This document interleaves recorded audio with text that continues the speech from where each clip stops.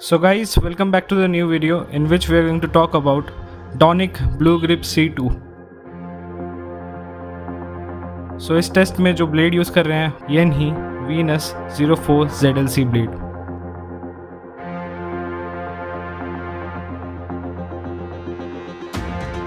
तो चलिए रिव्यू की तरफ चलते हैं। तो चलिए शुरू करते हैं टॉपस्पिन एंड काउंटर्स के साथ। जब मैं टॉपस्पिन एंड काउंटर्स कर रहा था इस रबर से, मेरे को जो फील हुआ, जो इस रबर में जो ड्वेल टाइम है वो बहुत ज़्यादा अच्छा है। ये जो रबर है ये डिग्निक 109C से स्लो है,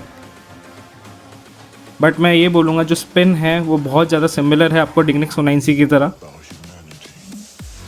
आर्क है इस रबर का, जब आप इससे टॉपस्पिन हिट करोगे तो आपको एक मीडियम थ्रो एंगल वाला आर्क मिलेगा, जिससे आपका जो बॉल्स होगा वो बहुत ईजिली जाएगा। प्लस जब आप टॉपस्पिन हिट करोगे आपको बहुत ज़्यादा स्पिन मिलेगा आपके टॉपस्पिन्स में, एंड इसमें जो काउंटर टॉपस्पिन्स होते हैं वो बहुत ईजी होते हैं मारने के लिए, क्योंकि एक हाइब्रिड रबर है जिसमें जो टॉप शीट है वो टैकी है एंड जो स्पंज है वो थोड़ा टेंसर टाइप है। उसकी वजह से ये मिल रहा है आपको जो कैटपुल्ट इफेक्ट मिलेगा वो बहुत ज़्यादा अच्छा मिलेगा इस रबर के थ्रू। प्लस आपका जो कंट्रोल रहेगा because of the tackiness top sheet, उसके वजह से आपका जो गेम होगा बहुत एक्यूरेट होगा, बहुत कंट्रोल वे में आप अपना टॉपस्पिन मार पाओगे। तो चलिए अब बात करते हैं लूपिंग के ऊपर। सो जब मैं इस रबर से लूप मारा था मेरे को ये फील हुआ जो ये बॉल है वो बहुत ज़्यादा रबर पे रह रही है because of the tacky top sheet. उसकी वजह से जो स्पिन जनरेट हो रहा है वो बहुत ज़्यादा ख़तरनाक हो रहा है, एंड मेरे को बहुत ज़्यादा मज़ा आ रहा था इससे लूपिंग करने में, क्योंकि जो लूप्स है वो बहुत ईजिली उठ रहे थे इस रबर के थ्रू।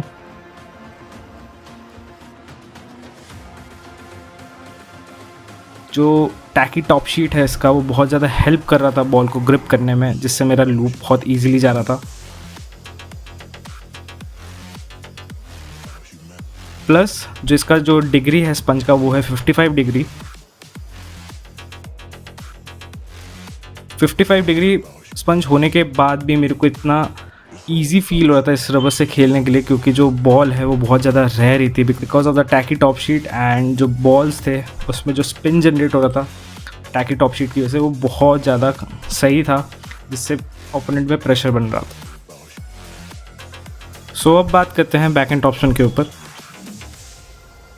सो जब मैं बैक एंड टॉपस्पिन मार रहा था इस रबर से मेरे को ये फील हुआ जो बॉल है वो बहुत ज़्यादा स्टिक ऑन कर रही है रबर पे, जिससे मेरा जो बैक एंड टॉपस्पिन है उसमें एरर होने के चांसेस बहुत कम हो रहे थे। जो बैक एंड टॉपस्पिन था वो बहुत ज़्यादा स्मूथ जा रहा था, बहुत ज़्यादा स्पिनी था एंड बहुत ज़्यादा इजी था मारने में। प्लस आपको जो कंट्रोल मिलेगा बैक एंड टॉपस्पिन टाइम पे वो बहुत ज़्यादा है because of the dual time. इसका जो डुअल टाइम है इस रबर का बहुत अच्छा है, जिससे आपका जो बॉल है हमेशा कंट्रोल में ही रहेगा। आपके जो मूवमेंट से कभी कभी अगर आप थोड़ा गलत भी खेल लेते हो बट फिर भी आपका जो रबर है वो आपको थोड़ा हेल्प कर देगा।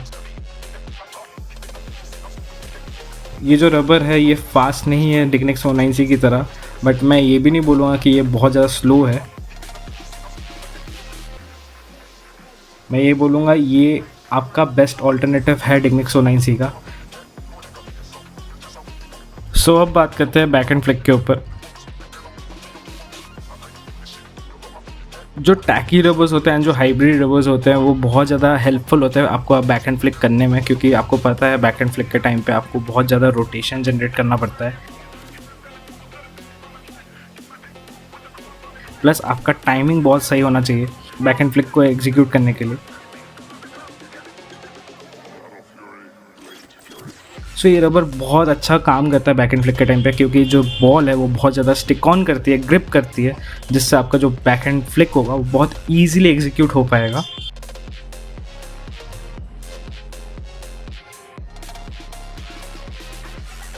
प्लस जो बैक एंड फ्लिक करने जाओगे आप एक चीज़ नोटिस करोगे, जो आपका कंट्रोल मिलेगा बैक एंड फ्लिक के टाइम पे वो बहुत अच्छा रहेगा, क्योंकि जो ग्रिपी सरफेस है आपका रबर का वो बहुत ज़्यादा हेल्प करेगा।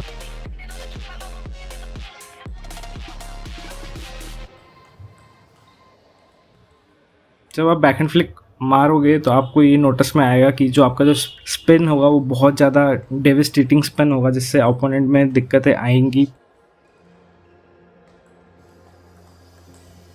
सो इसका बैक एंड फ्लिक पोटेंशियल इस रबर का बहुत ज़्यादा अच्छा है। सो अब बात करते हैं टच प्ले एंड सर्विसेज के ऊपर।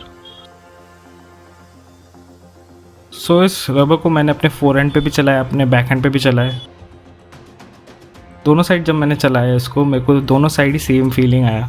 जो कट हो रहे थे बॉल वो बहुत अच्छे हो रहे थे, बहुत स्पिनी थे। एंड जब आप सर्विस रिसीव भी करोगे तो बहुत ईजिली आप रिसीव कर पाओगे, क्योंकि जो बॉल है वो ज़्यादा देर ग्रिप करेगी आपके रबर पे, जिससे आपका जो ओपोनेंट का स्पिन होगा वो थोड़ा स्लो डाउन हो जाएगा। प्लस आप जब आपका जो कट होगा while receiving, while touch play, उसमें आप जो स्पिन जनरेट करोगे वो बहुत अच्छा रहेगा।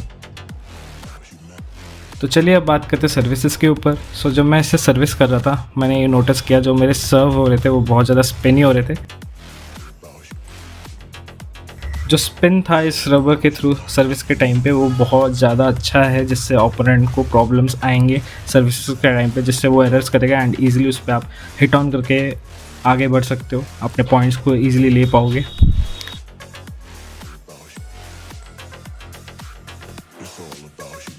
चलिए अब बात करते हैं प्रोज एंड कॉन्स के ऊपर।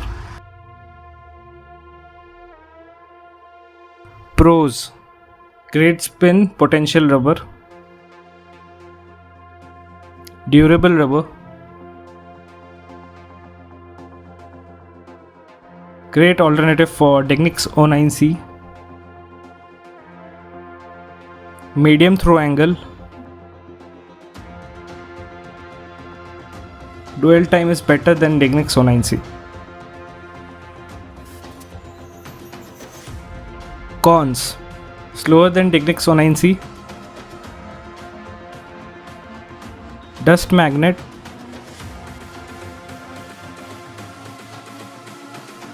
takes time to adjust for players coming from traditional Japanese Euro tensor rubbers.